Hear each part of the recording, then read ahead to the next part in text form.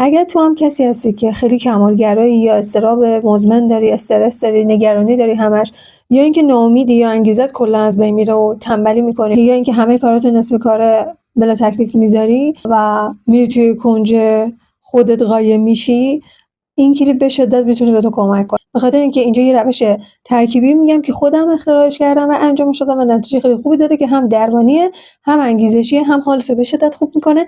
همین که بدونی که بهت فشار بیاد میتونی تمام کارهای روزانه تو انجام بدی، از پس پروژه‌ات بر بیای، از پس حالا اون افسردگی بر بیای، از پس خودت بر بیای، یه روتینی، یه عادتی، یه چیزی رو شکل بدی که به شدت بتونه روی زندگی تو تاثیر مثبت داشته باشه. پس با من همراه باش.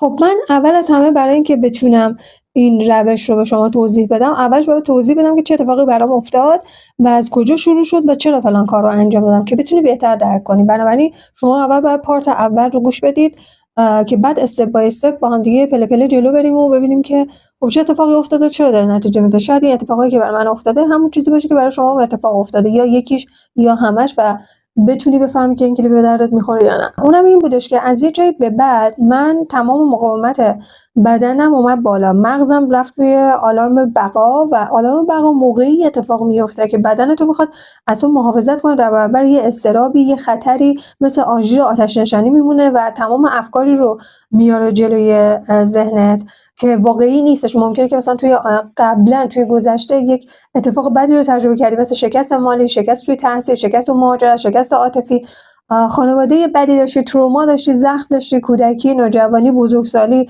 اصلا توی زندگی قبلش، بعدش، طلاق، هر چیزی که برات اتفاق افتاده، این میاد چیکار می‌کنه؟ از دست دادن عزیزی باعث میشه که یه سری چیزا رو واسه خودش میبافه و باورش میکنه و توهم میزنه و بابتش یه هورمونی رو تولید میکنه توی بدنت که تو قفل میکنه، و اینجاست که سطح اضطراب و نگرانی و اضطرابت میاد بالا، و از همه مهمتر حتی شخصیت انتقادگر درونیت میاد بالا که تو رو بکوبه. اگر مثل من در کودکی بارها تحقیر شدی، یعنی تو جامعه بودی که بارها مقایسه شدی، تو مدرسه بودی که بارها مقایسه شدی، دانشگاه، نمیدونم، رابطه عاطفی، فامیل، خانواده، که اگر این کار کنی دختر خوبی هستی، اگر اون کار کنی دختر بدی هستی، این کار کنی پسر خوبی هستی، اون کار کنی پسر بدی هستی.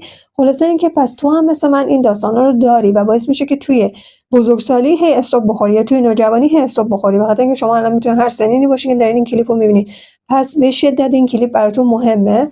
به خاطر اینکه من خودم 8 ساله که مشاورم و دارم به خیلی آدما تو کشورهای مختلف کمک میکنم، پس مطمئن باش اونقدی تجربه دارم که بتونم اون واقعیتی که میتونه برای تو کار کنه رو توضیح بدم و چیزی که برای خودم هم اتفاق افتاد. یعنی منی که عقلم، ذهنم، منطقم میدونست که آقا قانون بقای، بله من نمیدونستم که قانون بقا اومده که من استراب دارم و حالم بده.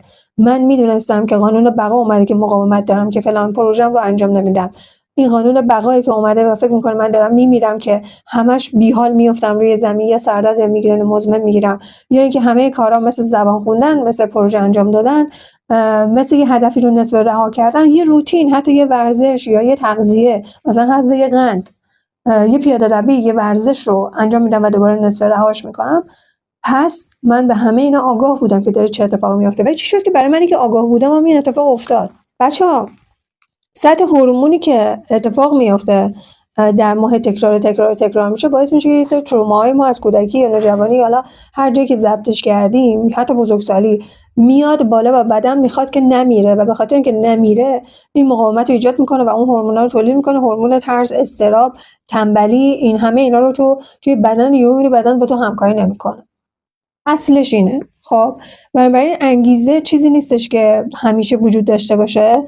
برای همینه که آدما میگن که باید استمرار داشته باشین، یا خیلی ها دیدید که گفتن باید استمرار داشته باشی توی مسیر، ولی خب وقتی این حالت رو داره که نمیتونی استمرار داشته باشی. بیاید با هم تعارف که نداریم که نمیتونی استمرار داشته باشی، بخاطر اینکه یه جای قطع میشه و باعث میشه که عزت نفس کلا نابود بشه و دوباره یادت میاد که اوه چون من الان انجام ندادم حالم بده، چون الان این به نتیجه نرسیده، الان آدما چی میگن. بعد میره اگه مثلا تله داشته باشی، تله بی‌ارزشی، تله نمیدونم حق طلبی حتی داشته باشی از والدینت، رفتارهای سمی رو تجربه کرده باشی که بعد همیشه تایید میگرفتی که اون آدم خوبی باشی، همه اینا میاد بالا و اصلا دوباره تو حالت بد میشه و نمیتونی با مغزت مقابله کنی و اون زمام امور رو تو به دست بگیری و بگی که میشه یه لحظه ساکت بشی و بذاری من به زندگیم برسم.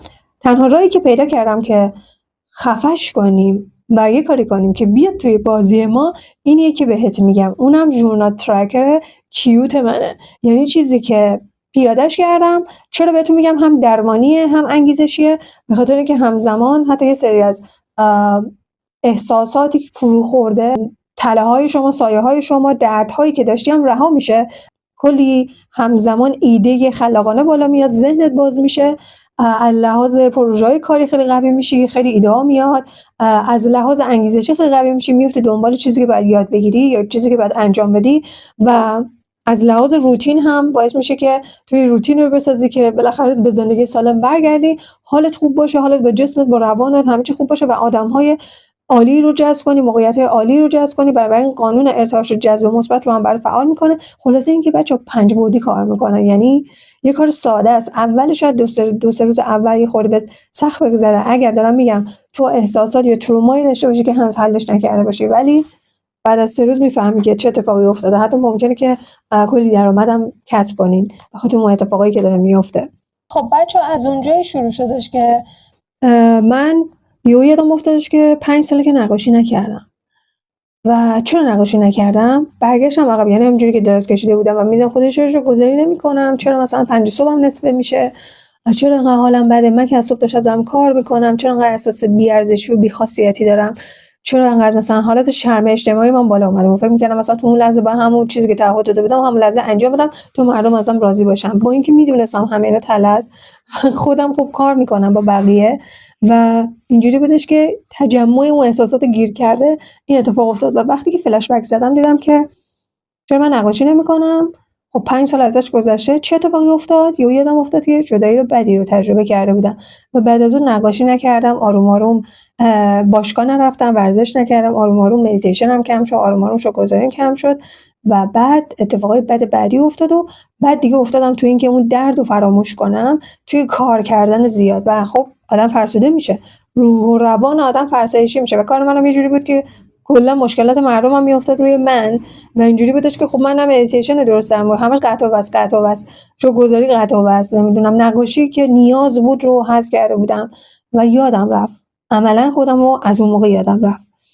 و چرا رسیدیم بچه‌ها به نقاشی؟ یعنی یه چیزیه که اصلا نیاز به تخصص نداره و ما نیاز داریم که خط خطی کنیم. روشی که میخوام بهتون بگم اینجوریه که یا میتونید ازش پرینت بگیرید، اگر خواستید میتونید برام کامنت بذارید که براتون پی دی افش رو بذارم توی کانال تلگرام که بتونید دانلود کنید، که بتونید پرینت کنید و فقط رنگش کنید و حالا تیتراشو بنویسید برای خودتون، یا اینکه همینی که من میگم و انجامش بدید، بکشش و رنگش کن. نیازی هم نیست کل روزتو وقت بذاری، میتونی روزی یکی دو تاشو بکشی و رنگش کنی. حالا بکشی و رنگش کنی یعنی چی؟ اصلا داستان چی داره میگی؟ ژورنال مگه نمی‌نویسن؟ تو چرا داری میگی بکشیم؟ چرا باید نقاشی کنیم؟ مثلا من الان مردم، من الان خانومم، نمیدونم وسیله ندارم. اصلا نیازی به این که یه وسیله خاصی باشم نیست. هر چی داری بعدا میتونی بهش اضافه کنی. مهم اینه که تو اون لحظه شروع کنی. فقط 2 تا نکته اساسی داره بچه‌ها، دارم بهتون میگم. شماهایی که به شدت تروما دارید یا احساساتتون فرو خورده است، مثلا حرف نمیزنی، احساساتتون نمیگی، خشمت بروز نمیدی، همش تو خودت میریزی، کسایی که خودشناسی نمیکنید یا مثلا هیچ دوره‌ای رو انجام ندادید، مثلا من دوره طلسم روان دارم بچه‌ها حل میکنن، دوره تله‌ها رو دارم بچه‌ها حل میکنن، این تمرینا رو دارن، این کارگاه رو شرکت کردن. بنابراین اگر هیچ کدوم اینا نداری یا با هیچ جایی ارتباط نداشتی، هیچ کتابی نخوندی، هیچ دوره‌ای نداشتی، هیچ مشاور ندیدی، پس به شدت این درد تو شدیدتره. برای بقیه که تو مسیر خودشناسی توسعه فردی هستن آسون‌تر میگذره، یعنی خیلی با شادی میگذره. برای شماها 2 روز اول خورده ممکنه که برون ریزی داشته باشید. این نکاتیه که دارم بهتون میگم بچه‌ها.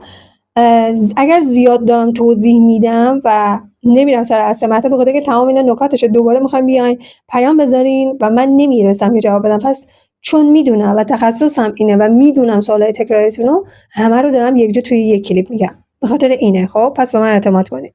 حالا اون برای داستان میره چه اتفاقی میفته؟ همزمان که این انرژی ها آزاد میشن، روانتون که آروم میگیره، ناخودآگاهتون که ساکت میشه، بهتر میتونی بشنوی، بهتر میتونی ببینی و بهتر میتونی تصمیم بگیری و انقدر ایده خلاق برای تو توی زندگیت میاد، چه توی رابطه عاطفی چه توی کسب و کار، که یهویی میبینی که دنیا پر از ثروت شده برات و همه درا برات باز شده و میگه که واقعا به همین آسونی بود و من داشتم دور خودم میچرخیدم و همچین اتفاقی برات میفته و خیلی دلم میخواد که انجامش بدید و نتیجهش رو حتما بیاید توی کامنت بنویسید تا بقیه هم ببینن. و اینطوریه که بچه‌ها شما یا میبینید که در عرض یک هفته یه آدم دیگه شدی، یه ورژن دیگه شدی، یا اصلا به اصل خودت برگشتی، شادی، میگی، میخندی، همه چی رونق پیدا کرده و دیگه گم و گیج نیستی و تازه میفهمی که من چم بود و چه اتفاقی افتاد و به همین آسونیه، پس من همیشه انجامش میدم. وقتشه که بریم روی اون ژورنال ترکر کیوت هم تا به شما بگم که من چی کار کردم، تصویر اون ژورنال رو با هم ببینیم که بهتون یاد بدم، توضیح بدم که چه اتفاقی داره میفته. و یه نکته اینجا بهتون میگم بچه‌ها، شما وقتی احساساتتون رو متوجه میشید، متوجه اون مداری که داخلش هستید میشید. 12 تا مدار داره. من این 12 تا مدار رو توی وبینار فکر کنم جذب درست خواسته ها درس داده بودم، تو اون کارگاه درس داده بودم. اگه جزء بچهای قدیمی من هستید پس شما اون رو دارید و ازش استفاده کنید. در غیر این صورت اگه بچه جدید هستید اصلا هیچ اشکالی نداره، همین کلیپ رو ببین روی اون ژورنال که میریم متوجه بشی که من چی دارم میگم و اینکه بریم که رو دفتر براتون توضیح بدم و دوباره برگردیم. خب ببینید بچه‌ها، من یه نمونه ژورنال ترکر کیوت یعنی فانتزی و مینیمال رو به شما نشون میدم که ببینید چه اتفاقی میفته. برای اینکه ما اول از همه بتونیم این حالاتمون رو تشخیص بدیم و کنترلش کنیم اینه که بدونیم اصلا تو کدوم مودی هستیم. پس اولین چیزی که شما یا پرینتش رو میگیرید که بعداً رنگ کنید، یا اینکه میکشید. همینه، من میکشم به خاطر اینکه خیلی به من کمک میکنه احساسات گیر افتاده، خاطرات، چیزا مرور بشه و همزمان با رنگ کردن و کشیدن رهاش میکنم. جای اینکه مدام توی ذهنم باشم و اوورثینکینگ داشته باشم، میام رو میارم روی کاغذ، به خاطر اینکه به شدت کمک میکنه فشار مغز رو میاره پایین و یه سری چیزا حل میشه و حتی باعث ایده پردازی میشه. چون من موقعی که میام این کارا رو انجام میدم باعث میشه که کلی ایده مالی، کاری هم حتی به ذهنم برسه و کارهای مختلفی رو انجام بدم. پس یه دلیلی که بچهای قدیمی منو میشناسن و میدونن که چرا چندین تا شغل دارم و هی سرم شلوغه، به خاطر همینه، چون خلاقیتتون بالا میاد و اعتماد به نفستون بالاتر میاد، ذهنتون آزادتره، پس میتونید تمرکز کنید روی کسب و کارتون و وضع مالیتون رو خوب کنید و اضطرابتون میاد پایین. حالا اینجا دقت کنید، من اومدم مثلا شکل آووکادو کشیدم، گلابی شکل آووکادو کشیدم و اگه دقت کنید رنگاش با هم دیگه فرق داره. میایین اینجا مثلا میرسی خوشحال، هیجان زده، آروم، حالت طبیعی، هم نه خوب نه بد، حالت طبیعی نرمال، ناراحت، عصبانی، خسته و استرس. حالا اینکه چرا من انگلیسی نوشتم، به خاطر اینکه باید ذهنم رو انگلیسی سویچ کنه. به خاطر اگر کلیپ قبلی رو ندیدید حتما ببینید که دو تا زبانو با هم تو 40 روز یاد گرفتم، تو کلیپ قبلی گفتم. و خب ژورنال من میره روی انگلیسی، کم کم این فارسیایی که ریزی می‌نویسم هم دیگه باید بره روی انگلیسی. حالا اینجا نگاه کنید، من یه جدول کشیدم، اگر می‌خواید که مثل من انجام بده. یه جدولی کشیدم اینجا و همین اول حروف همه این حالت‌ها رو اینجا این بالا نوشتم. اینجام تعداد روزه. چرا؟ به خاطر اینکه من باید بدونم که در طول روز چه احساساتی در من به وجود میاد و علتش رو اینجا ریز یک کوچولو بهش اشاره میکنم. مثلا شما نگاه کنید 3 روز پشت سر هم من اضطراب داشتم آخر وقت، یعنی شب یهویی اضطراب میومد به سمتم. خب من میدونم چرا این اضطراب اومد به سمتم و اگه بعدا نگاه کنید اصلا وجود نداره. تو حال خوبم بیشتر بودم، یه بار فقط خسته شدم. همین که دیدم که شبها اضطراب دارم و خب اضطرابو فهمیدم و نوشتم چرا و دیدم کمالگراییه و یه تله حق طلبیه و تله طرد اجتماعیه. اینو برمیگرده به مباحث روانشناسی، خودشناسی بچه‌ها. و من اونجا که اینو فهمیدم که یه اضطراب دارم از اینکه همه کارامو باید همون دقیقه مغزم میگه همه رو همین الان باید انجام بدی، چون انجام ندادی دختر خوبی نیستی. اینو برمیگرده به تله هامون بچه‌ها. و من 3 شب اضطراب داشتم و اگر دقت کنید ببین حالم مثلا هپی بوده، خوب بوده، بعد هیجان زده شدم به خاطر یه کاری، بعد دوباره اومدم روی حالت آروم، بعد اومدم سوسو 50 و بعد عصبانی شدم. یه غروبش عصبانی شدم چون یه خانومی اومد فضولی کرد توی زندگیم و یه پیام بی ربطی داد و اون خشمو نگه داشته بودم چون نمیخواستم جواب بدم، خشم مونده بود. و بعد اضطراب شب بود. اضطراب شب به خاطر همون حالت انتقادگر، شخصیت انتقادگر و کارام نصفه بود و اینا. این 3 شب ادامه پیدا کرد. دوباره باز فرداش بلند شدم، هپی بودم، خوشحال بودم، دوباره آروم بودم و شب یه خورده خسته شدم. خسته که شدم دوباره اضطراب اومد و دوباره مثلا اینجا اومدم یه ریز نکته، یه اشاره تیتری زدم. دوباره بعدی و بعدش اومد روی هیجان زده. چرا هیجان زده؟ اینجا نقطه خیلی مهمیه بچه‌ها، نگاه کنید. تو روز 4 چه چیزی نوشتم بالاخره یوتیوبمو ضبط کردم و یه خودشناسی اینجا نوشتم. احتمالاً توی خودشناسی، تمرینای روانشناسی، یک باگی رو توی خودم حل کردم، چون شکلک خوشحالم گذاشتم و اگه دقت کنید توی این روز هیچ چیزی جز هیجان زده بودن ندارم. حالم انقدر خوبه. و بعد اون دوباره حالت خوشحال، هیجان زده. چرا؟ تو روز 5 روز 5 چی نوشتم؟ آها یه سری استیکر ژورنال برام رسید که تونستم ژورنالمو خوشگل‌تر کنم و اینکه یوتیوبو راه اندازی کردم. اون تاریخ، یعنی اون بالاخره شروع شد یوتیوب خودشناسی. و اینجا دوباره تو روز 6 خوشحالم و آرومم. دوباره اینجا خسته که به خاطر کار زیاد بوده و دوباره حالا فرداش اومده معمولیم، یه خورده ناراحتی که برمیگرده همون احساساتی که بالا میاد. افکار منفیه، اینجا نوشتم که یه سری افکار منفی اومد ولی اجازه ورود بهش ندادم، ولی باعث شد یه خورده داون شم. دوباره باز فرداش اینجوری شدش که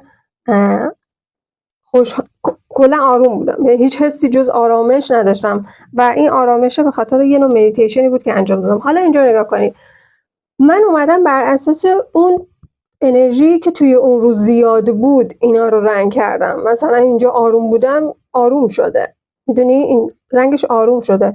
اینجا مثلا ببخشید معمولی بودم، معمولی شده، آبی شده. وقتی آروم بودم رنگ آروم رو گرفته. وقتی هیجان زدم رنگ هیجان زده و وقتی خوشحالم رنگ خوشحالی رو گرفته.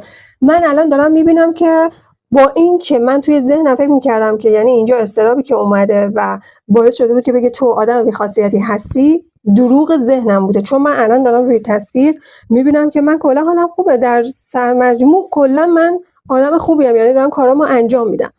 این به شما به شدت کمک میکنه رو کمال‌گرایی، حس بی‌ارزشی، تنبلی، ناامیدی و افسردگیتون غلبه کنید، به خاطر اینکه شما واقعیت رو اینجا میبینید. اینا دروغای ذهنه و شما اینجا مچ مغزتون رو میگیرید، ضمیر ناخودآگاه و افکاری که به اشتباه توی شما یه طلسمی رو ایجاد کردن. پس این از قسمت احساسات. بعد اومدم مدیتیشن رو گذاشتم. مدیتیشن به شدت به شما کمک میکنه. کاری به حالت معنویش ندارم که اون یه دنیای خاص خودشو داره، اما خود مدیتیشن باعث آرامسازی یه سری پنیک ها توی بدن شما میشه. یه سری اضطراب هایی که تبدیل به پنیک، تبدیل به MS یا سرطان میشه، مدیتیشن به شما کمک میکنه که کمش کنی و سلولاتون برگرده توی حالت عادی، به خاطر اینکه شما تو زمان حال هستی و مغزت ریلکس میکنه، از اون قانون بقا میاد بیرون. من اینجا مثلا ریلکسیشن کانون رو نوشتم، یعنی مثلا موقعی که یه سابلیمینال آرومی گوش میکنم، یه موزیک آروم بدون مثلا طبیعت و پرنده و اینا گوش میکنم، رنگش مثلا آبیه. جایی که تصویر سازی میکنم صورتیه. جایی که مدیتیشن 7 چاکرا رو انجام میدم، یعنی همه مراکز بدنم رو تا بالا حتی چاکرای بعدی رو انجام میدم، رنگش بنفشه. شما دقت کنید من هر روز اینا رو انجام میدم بچه‌ها. تاثیرسازی شاید کم و بیش بشه، یا مثلا این ریلکس رو اگه دقت کنید 3 روز موزیک آرامش بخش گوش دادم. چرا؟ چون 3 روز من اضطراب داشتم و موقعی که اضطراب گرفتم سریع اومدم روی موزیک، یعنی ذهنم به جای که فکر کنه آوردم روی صدای پرنده، آب، هوا، جنگل. متوجه میشید؟ پس اینا همه به هم ربط داره. شما میتونید این رو به همین صورت بکشید. حالا اینکه چه شکلایی باشه یه خلاقیته. من دوست داشتم شکلی باشه که رنگ کنم که کودک درونم لذت ببره که بشه ازش استفاده کرد.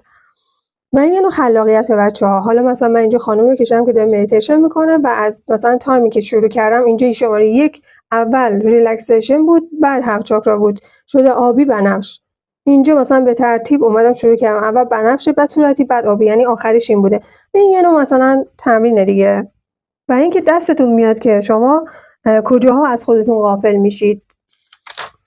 قسمت شوک‌گذاری من دوست داشتم که گیاه بکشم، به خاطر اینکه گیاه همیشه در حال رشد کردن و وقتی شما قدردانی میکنید از چیزی توی زندگیتون 1000 برابر اون نعمت برمیگرده. برای من این گیاه رو کشیدم و به اندازه 31 روز شماره زدم. حالا اینا که رنگ شده و هر روزی که شوگذاری میکنم اون برگ رو رنگ میکنم. سلیقه‌ایه، تو میتونی هر چیزی رو بکشی. این فقط یه ایده، صرفا یه ایده است، ولی دارم میگم که چه چیزایی باید داشته باشه. اینا مهمه، شوگذاری مهمه، مدیتیشن مهمه، حالت مودشناسی مهمه.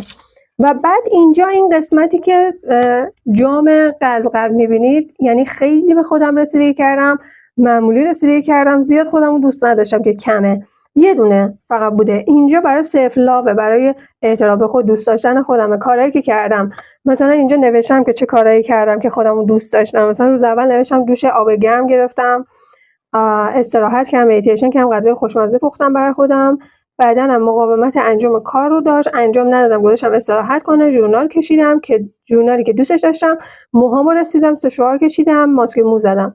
خب اینا یعنی همین که من خودم دوست دارم دیگه. زیاد دنبال چیزای سخت نباشید. اینجایی هم که کم بوده دلیلش رو نوشتم. روز ششم نوشتم تغذیه‌ام نامناسب بود، حموم نرفتم، ولی استراحت کردم، یه سری ادیت رو انجام دادم. یعنی انرژیم پایین بود ولی باز رفتم ادیت یه سری کارا رو انجام دادم. در همین این رنکینگ کمو گرفت. توی این قسمت برای خب شما برای هر چیزی میتونید استفاده کنید، کتاب خونیه، هر چیزی، ورزش، راه رفتن، اینا. من اینو اگر پازل رو کشیدم به خاطر اینکه من کتاب مینویسم و وقتی که شلوغم شاید یهویی قاطی پاتی بشه. بنابراین من اینجا استپامو میبینم. الان یک دونه استپ رنگ کردم، نوشتم چند صفحه و دوباره چند تا سفید مونده ها. فکر نکنین که اینو بعدش پر میشه. نه، اینجا شما مچ خودتون رو میگیرید که چیکار کردی چیکار نکردی. البته اینو من نارنجی بشن از وقت نکرد.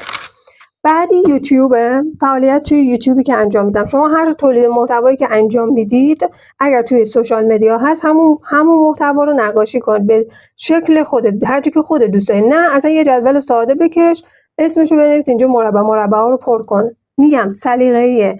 من یوتیوب چون به دیده یک سینمای خانگیه، اومدم شکل پاپ کورن رو درست کردم و این یوتیوب و اینکه هر روزی که برای یوتیوب یه حرکتی انجام دادم، برای کانالام اومدم یه دونه از این پروفایلا رو رنگ کردم.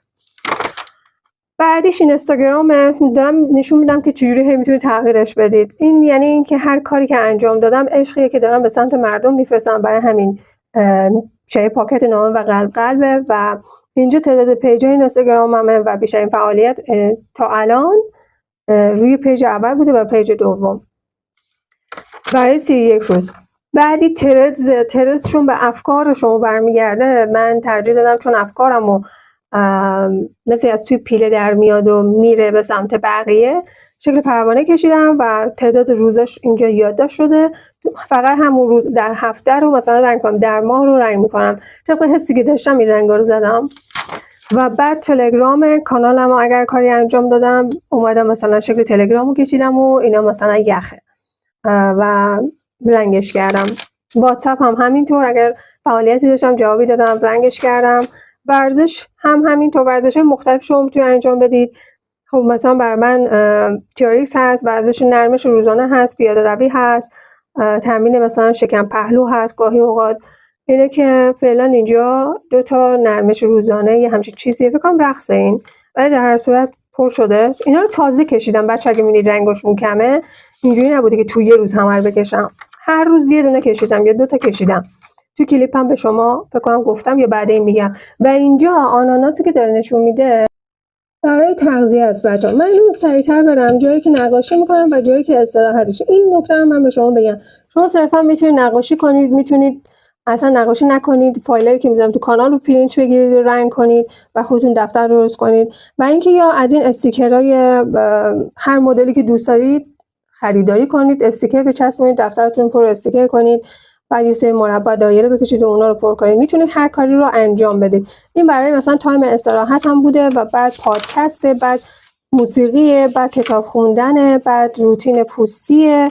ببینید اگه دقت کنید اینجا هنوز خالیه. بعد تولید محصولات همه و دیدن فیلمه. اینا رو زدم بخاطر اینکه هر روز میام یه دونه‌شو میکشم. یه ذهن باعث میشه که خلاقیت ایجاد کنه. بچه‌ها این طرح‌ها رو طبق فعالیتاتون که گم میشید یا نصف رها میکنید بعد انجامش بدید، بعد تیتر بزنید و مثلا پروژه کاری، تحصیلی، مهاجرتی، و انجامش بدید، به خاطر اینکه این مسیر به شما کمک میکنه که درگیر نتیجه یا مقصد نباشید، از مسیر لذت ببرید و میتونید یه طرح مینیمال یا فانتزی تبدیلش کنید که بیشتر حالتون خوب بشه.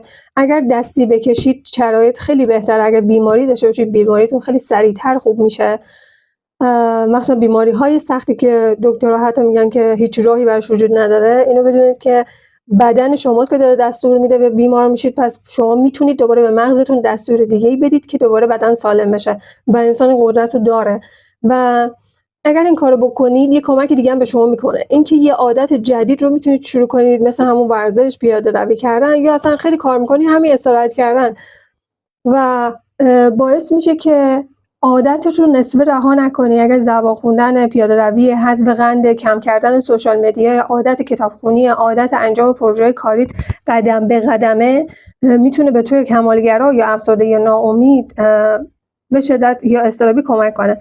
وقتی لذت بخشش رو میاری به مغزت میدی، مغزت اهرم لذت رو درک میکنه، از حالت رنج و قفل شدگی خارج میشه و وقتی که انجامش میدی میای یه دونه از این خونه ها رو رنگ میکنی، سیستم پاداش مغز رو داری فعال میکنی. برای مغزت هر چقدر به واسطه خاطرات کودکی یا بزرگسالی تغییر شدی، تایید نشدی، دیده نشدی، تشویق نشده بودی، یه سری افکاری رو مثل یه طلسم روان در تو شکل داده بود و قفل شد و هر موقع می‌خواستی بری یه کاری کنی میگفت نه این کارو نکن، کاراتو نصف رها می‌کرد که یه دلیل به خاطر همون باورها و حس بی‌ارزشی که اکثرانمون توی کودکی تجربهش کردیم یا نوجوانی یا دانشگاه فرقی نمی‌کنه، شل میکنه مغزت، چون که توی ناخودآگاه ذهن تو داری تغییر میدی و چون بازیه و لذت بخش، کودک درونت هم فعال میشه و حس ارزشمندی میگیره و از طریق حس بینایی یه جورایی کودک درونت فعال میشه. این حس خوب وقتی که ایجاد میشه یه فرکانسی به مغزت داده میشه که هر قدمی که برداشتی با ارزشه و تثبیت میشه. یعنی این حس ارزشمندی و عزت نفس تو هم این ژورنال ترک بالا میاره، اعتماد به نفست بالا میاد و عادت جدید که شکل بگیره، جایی که چون حس خوب هست، عادت هست، افکار هست، پس قسمت خلق کردن هم ظاهر میشه و تو خالق زندگی خودت میشی. جذب خیلی عالی خواهی داشت، معجزات تو زندگی تو اتفاق میفته. بعد از این مدت میبینی که ذهنت خلاق شده، کلی ایده پولساز به ذهنت میرسه، راه حل برای حل مشکلاتت میاد توی ذهنت، تو ارتعاش تغییر میکنه نسبت به گذشته و حتی آدم‌های دیگه، سطح آگاهیت بالاتر میره، آدم‌های بهتری وارد زندگیت میشن و برمیگردی به ورژن زندگی سالم. خب برگردیم تصویری حالا باهاتون صحبت کنم. بچه‌ها یه نکته‌ای هسته، چیزی که حالا من تصویری بهتون نشون دادم، الان برگشتم که نکته مهم رو بگم که اینجا یه امایی داره. شما اگر واقعا کمالگرا هستید یا اینکه افسرده هستید یا اضطرابی مزمن هستید، ممکنه یه سری حملات رو، چیزایی رو تو تجربه کرده باشی توی بدنت و اتفاقای بدی توی بدنت افتاده بود، پس نیاز داری که پرینت نگیری مثل بچهای دیگه، نیاز داری که بکشی و بهش میگن هنردرمانی. یعنی من هنردرمانی رو اومدم با عادات، روتین عادات و تغییر کوتاه ذهن قاطی کردم. یعنی یه ترکیبیه که روی این سه بخش مغز و بدن شما کار میکنه. به خاطر همینه که دارم بهتون میگم که جواب میده و این کشیدنه و این خطی کردنه، حتی اگر زشت باشه، حتی اگر خطش بیرون بزنه، حتی اگر مساوی نباشه، اگر تو کمالگرا هستی به شدت به تو کمک میکنه که ول کنی و فقط بکشی و از مسیر لذت ببری. و اگر مثلا بی‌انگیزه هستی، تنبلی داری یا اضطراب داری یا حالا هر چیزی، اون انتقادگر درونیت میاد بالا و هی سرزنش میکنه و از نفست میاد پایین، اینجا به تو کمک میکنه که تو دنبال مقصد نباشی، دنبال نتیجه نباشی، اما مسیر لذت ببری. و اتفاقی که میفته اینه که شما وقتی که میکشید، نقاشی میکنید، یعنی شما اگه هنرمندا نگاه کنید میبینید چقدر آرومن، کسایی که موزیسینن یا نقاشی میکنن، طراحی میکنن، میبینید چقدر آدم آرومیان. به خاطر اینکه شما وقتی که شروع میکنید به کشیدن چیزی، اون فشار مغز توسط یه مدار الکتریکی از دستتون توسط اون خودکار یا مداد یا حالا هر چیزی وارد اون جسم بعدی میشه مثل کاغذ و اون فشاره هضم میشه و اون بار احساسی شما تخلیه میشه و باعث میشه که خدایی نکرده از جلوی مثلا سکته، فشار مغزی، نمیدونم خونریزی مغزی، هر چیزی جلوگیری بشه. به خاطر همین خیلی کاربردیه. پس وقتی میگم که انجامش بده، خودت بکش، خودت میبینی معجزه‌شو. میتونی هر دو تا امتحان کنی، میتونی پرینت بگیری و فقط رنگ کنی، یا میتونی بکشی و رنگ کنی. و وقتی که میکشی یه اتفاق دیگه هم براتون میفته. شما قسمت خلاقیت مغزتون رو فعال میکنید، چون باعث میشه که چیزی که به ذهنتون میرسه بکشید. و مهم هم نیست که چه شکلیه، هر کسی یه استعدادی داره، اصلا مهم نیست که نقاشیت خوبه یا نه، مهم اینه که بکشی. و این باعث میشه که ذهنت یا حالت ورزش خلاقیت به ذهنت میرسه و توی پروژه کاریت، توی پروژه درسیت، تو هر چیزی، حتی اختراع کردن، یهویی 100 پله جلو میری و ایده‌هایی به ذهنت میرسه و کارهایی میکنی که اصلا همه میمونن، حتی ممکنه پولساز باشه. خب حالا نکته اصلی شماهایی که گفتم 2 روز اول ممکنه بهتون سخت بگذره ولی برای بقیه آسان‌تر بگذره، احتمال داره همتون یه برون‌ریزی هم اول داشته باشید. برای شماهایی که به شدت افسرده هستید، تنبلید، انگیزه ندارید، اصلا دنیا خاکستریه و یه سری تله‌ها دارید یا سیب‌ها دارید، خشم‌های فروخورده دارید، این تمرین چون بار رو داره خالی میکنه، بار احساسات رو، و مغزتون فعال میشه، موقعی که داری میکشی اتفاق میفته بچه‌ها. ممکنه خاطرات و آدم‌های مثل فیلم جلوی چشمتون ظاهر بشه، اصلا بذاری ظاهر بشه. اگر خیلی عصبانی شدی همزمان که داری میکشی و نقاشی میکنی، اشکال نداره. میخوای فوش بدی فوش بده، میخوای بگی که بره گم شه بره گم شه، میخوای بگی که اصلا من رهات کردم با تو کاری ندارم، اشکال نداره. این رو بگو، چون که تو در اصل داری رهاسازی رو انجام میدی و هنر درمانی داری میکنی، توسط کشیدن داری رها میکنی اون بار رو. میتونی نمادینم یه چیزی بگی، یا اینکه بگی من این کابل رو قطع کردم، دیگه به شما نیازی ندارم، یا اینکه فقط نگاه کنی و به اون احساساتت احترام بذاری و بگی که اوکی فهمیدم، من الان خشمگینم، من الان افسرده‌ام، من الان دارم خودم سرزنش میکنم، من الان خودم ملامت میکنم، من الان شادم، من الان دارم خودم تحسین میکنم و تو این مدار رو میبینی. پس اگر داری میبینی که چرا خاطرات پخش و پلا میاد، چرا آدما میان، چرا اینا، به خاطر اینکه ذهنت داره اجازه میده که اون بارهایی که جمع شده و سالها تو رو اذیت کردن از بین بره. بنابراین اگر احساس کردی که روز اول داری مثلا یه طرح کشیدی، نهایت 2 تا طرح کشیدی و دیگه گفتی که وای من نمیتونم مثلا بقیه رو بکشم، اینجوریه که هیچ اشکالی نداره. اگر دیدی که بدنت خسته شده، انگار کوه کندی، حالت بد شد، سردرد گرفتی و اینا، شروع کن یه لیوان آب خوردن. آب زیاد بخورید بچه‌ها. موقعی که تمرینای این مدلی انجام میدید که یه احساس داره رها میشه، شما باید حتما توی روز، شبانه روز، بین 5 لیوان تا 9 لیوان همیشه آب بخورید و این کار رو انجام بدید. توی این تمرینام حتما این کار رو انجام بدید. همیشه به بچه‌ها گفتم، الان اینجا میگم. پس لیوان آب دوست صمیمی توی که میتونی انجامش بدی.